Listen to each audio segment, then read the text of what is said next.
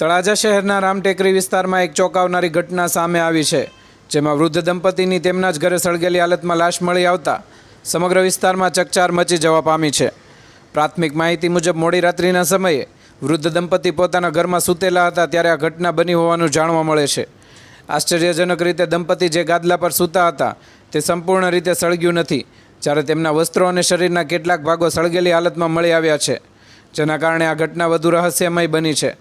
ઘટનાની જાણ થતાં તળાજા પોલીસ અને ફાયર બ્રિગેડની ટીમ તાત્કાલિક સ્થળ પર પહોંચી હતી અને મૃતદેહને તળાજાના સરકારી હોસ્પિટલ ખાતે પોસ્ટમોર્ટમ માટે ખસેડવામાં આવ્યા હતા, જ્યાંથી વધુ તપાસ માટે પેનલ પોસ્ટમોર્ટમ માટે ભાવનગર ખાતે રિફર કરવામાં આવ્યા છે।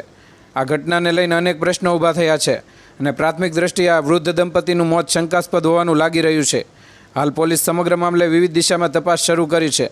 દંપતીના મોત પાછળનું સાચું કારણ પેનલ પોસ્ટમોર્ટમ અને પોલીસ તપાસ બાદ જ જાણવા મળશે।